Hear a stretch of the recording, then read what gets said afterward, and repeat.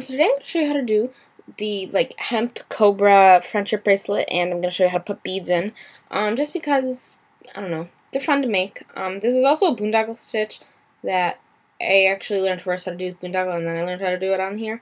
But yeah, hemp, you can buy that at any craft store like Joann, Michaels, or AC Moore. Did you notice that Joann and Michaels are names of people? I don't know. I think that's kind of weird. That they both are what are they related or something? Like boyfriend and girlfriend? I don't know. Yeah. So you can also get the beads at any of these places. The only thing about the hemp is if you get actual hemp, it smells so bad. And it makes your hand smell, and it makes your room smell if you have it in your room. So I don't suggest leaving in your room.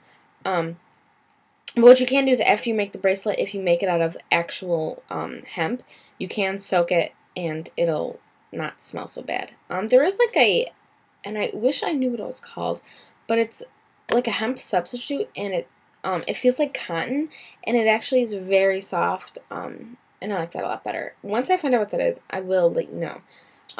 But I'll get right to the video, and then at the end, I kind of show you how to tie the knot, to start it out with, which is called a granny knot.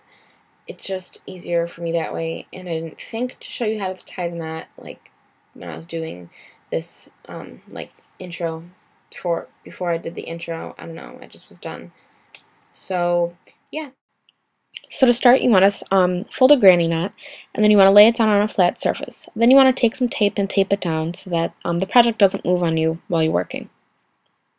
Then you want to separate the strands. You want to take the shortest strand and make sure that's in the center, and then the long strands, just around the outside.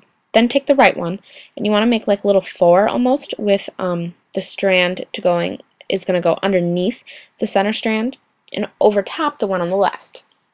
So when you lift the one on the left, you lift up the one on the right as well. Then put your fingers through the loop and grab the left strand and pull it all the way out. Then just pull it all tight, and you've completed a stitch. Next, you want to make sure that the one that was on the bottom stays on the bottom. That's for a different stitch if you do it the other way. But you want to put this one under the center strand and lay it over the one on the left that is going to go back on the top. Put your fingers through the loop and pull the strand through.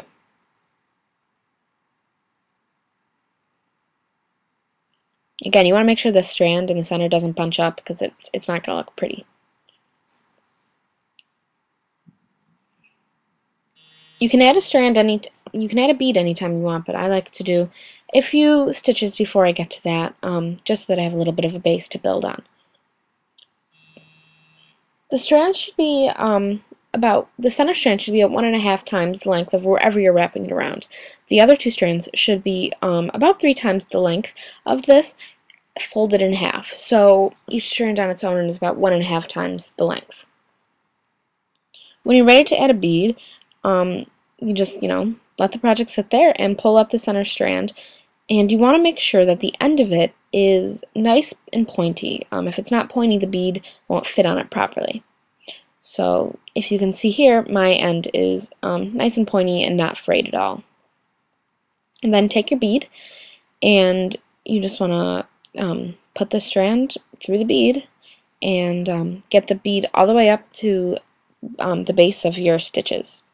Then you just want to do a regular cobra stitch like you've been doing, with the one on the bottom staying on the bottom and the one on the top staying on the top.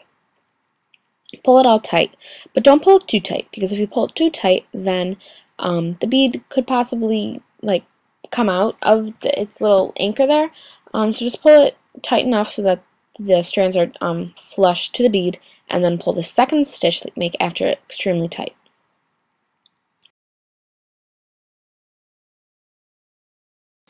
So this is what the completed bead in the project looks like. Okay, so to do the granny knot, as it's called, you would take your strands, wrap it, I wrap it around 2 fingers, pull out those 2 fingers, push through the strand, and then hold on, I have to switch fingers because this finger is a little injured, and then kind of push the knot down as I tighten it so that it's flush,